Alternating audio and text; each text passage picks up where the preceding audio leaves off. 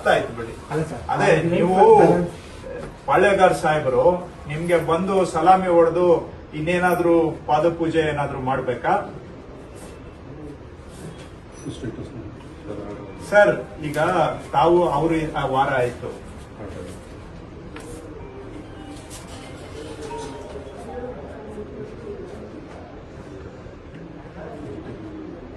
ಇದು AC ಅವರೇ order ಮಾಡವ್ರೆ 17/1ಕ್ಕೆ.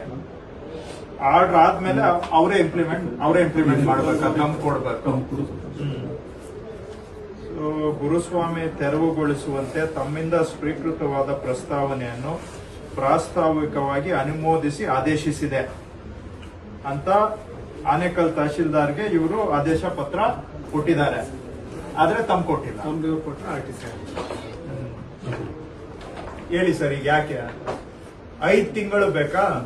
ಆದೇಶ ಆದ್ಮೇಲೆ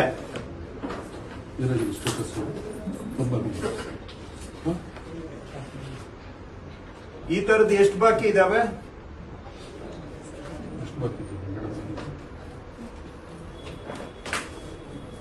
ಎಷ್ಟು ಈ ತರ ತಮ್ಮ ಕೊಡಕ್ಕೆ ಒಂದೊಂದು ಕೇಸ್ಗೆ ಏನು ರನ್ನಿಂಗ್ ರೇಟ್ ಈಗ ಎಷ್ಟಿದೆ ಸರ್?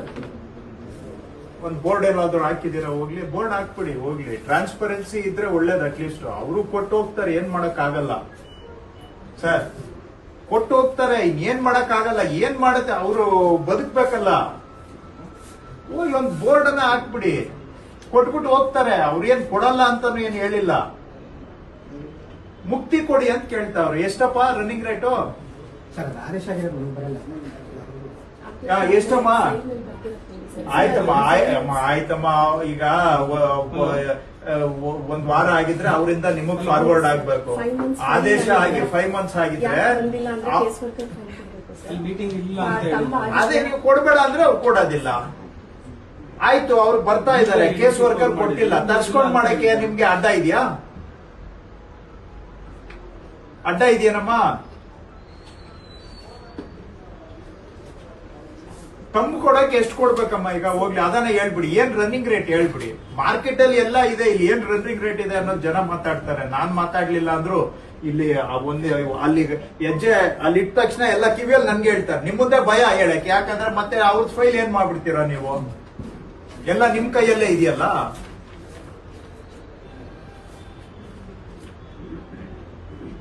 ಯಾಕೆ ಮಾಡಿಲ್ಲಮ್ಮ ಇದು? ಹೋಗ್ಲಿ,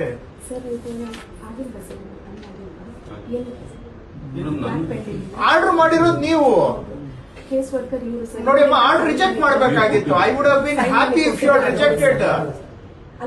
ಹೋಗಯ್ಯ, ನೀನು ಆಗದೆ ಇರೋದೆಲ್ಲ ಮಾಡಕ್ ಆಗಲ್ಲ ಅಂತ ಅವ್ರಿಗೆ ಬೈಕ್ ಕಳಿಸ್ತಾ ಇದೆ. ನಾವು ಬೈಯೋದ್ರಲ್ಲಿ ಏನು, ನನ್ಗೇನು ಇರೋದು ಇದ್ದಂಗೆ ಹೇಳಕ್ಕೆ ನನ್ಗೆ ಯಾವ ಮುಚ್ಚುಮರೆ ಇಲ್ಲ. ಆಗದೆ ಇರೋದಿಲ್ಲ, ಮಾಡಕ್ ಆಗೋದಿಲ್ಲ, ಹೋಗಯ್ಯ ಅಂತ ಹೇಳ್ತಾ ಇದ್ದೆ. ನೀವೇ ಆರ್ಡರ್ ಮಾಡಿದ್ದೀರಮ್ಮ.